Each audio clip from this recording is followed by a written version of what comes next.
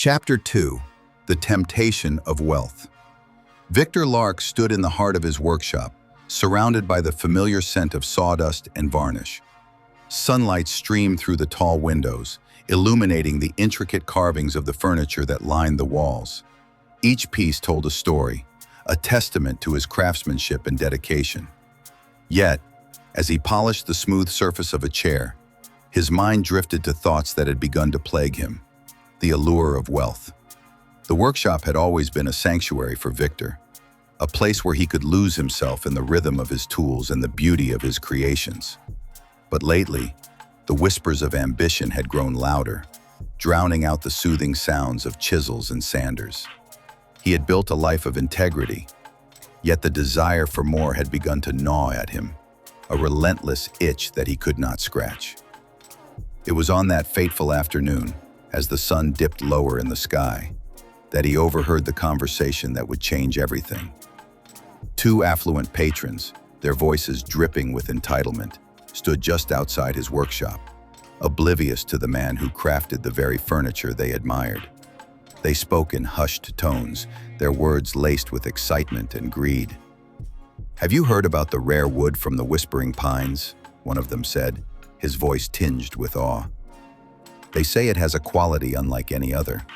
A single chair made from it could fetch a fortune." Victor's heart raced as he listened. The Whispering Pines was a forest shrouded in mystery, known for its breathtaking beauty, but also its dangers. Tales of lost travelers and hidden perils were common, yet the promise of wealth was intoxicating. He had heard whispers of the wood before, but never had it seemed so tantalizingly close. "What if we could get our hands on some?" the other patron replied, his eyes gleaming with ambition. "Imagine the pieces we could create. We could dominate the market." Victor's mind raced. The thought of crafting furniture from such rare wood sent shivers down his spine. He envisioned the accolades, the wealth, the respect he would command. But beneath the surface of his excitement lay a flicker of doubt. Was he willing to risk everything he had built for the sake of ambition? As the patrons walked away, Victor's hands trembled with uncertainty. He glanced around his workshop, at the pieces that had brought him joy and fulfillment.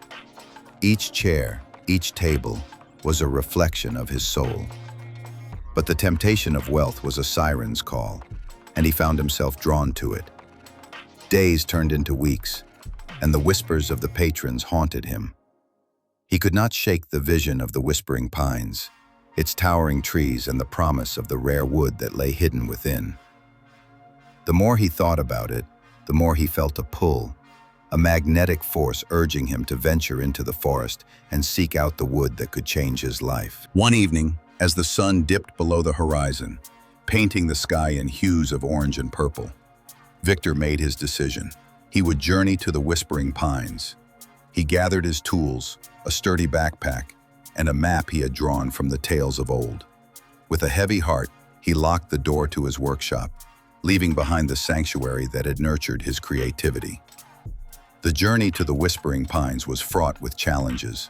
The path was overgrown, and the air grew thick with the scent of damp earth and moss. As he walked deeper into the forest, the sunlight faded, replaced by the shadows of towering trees. The beauty of the forest was undeniable, but so was the sense of foreboding that hung in the air. Victor pressed on, driven by the vision of the wood that could elevate his craft to new heights.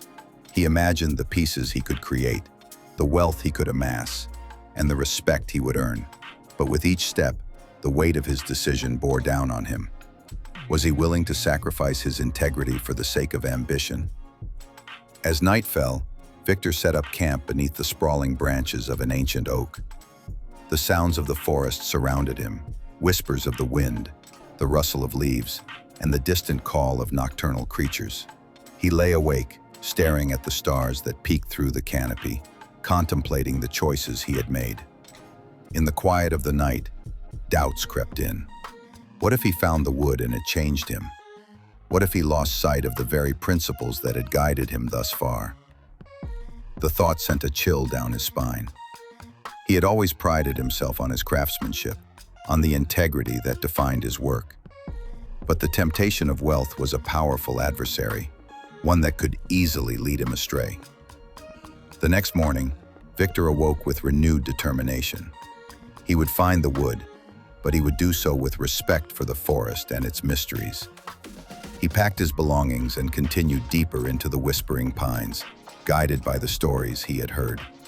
Hours turned into days as he searched for the elusive wood. He encountered breathtaking sights: a hidden glade filled with wildflowers, a crystal-clear stream that sparkled in the sunlight, and the haunting beauty of the forest at dusk. Yet, despite the wonders around him, the wood remained elusive. One afternoon, as he rested by a stream, Victor's thoughts turned to the patrons who had ignited this journey. They had spoken of wealth and power, but he realized that their vision was not his own. He had always sought to create beauty, to bring joy to others through his craft. The pursuit of wealth felt hollow in comparison. As he sat by the water, he noticed a fallen branch, its surface glistening in the sunlight. He picked it up, examining the grain and texture. It was not the rare wood he had sought, but it was beautiful in its own right. In that moment, a realization washed over him. True artistry lay not in the materials he used, but in the passion and integrity he poured into his work. With newfound clarity, Victor returned to his workshop, leaving the whispering pines behind. He had not found the rare wood, but he had discovered something far more valuable: the understanding that wealth was not the measure of success. It was the joy of creation, the satisfaction of craftsmanship, and the connections he forged with those who appreciated his work. Back in Eldridge, Victor poured his heart into his creations, crafting pieces that resonated with authenticity. He shared stories of his journey, inspiring others to find beauty in the ordinary. The patrons who had once tempted him with visions of wealth returned. But this time, Victor stood firm in his convictions. As his reputation grew, so did his sense of fulfillment. He had learned that the true measure of success was not found in riches, but in the legacy he left behind. A legacy built on integrity, creativity, and a deep respect for the craft he loved.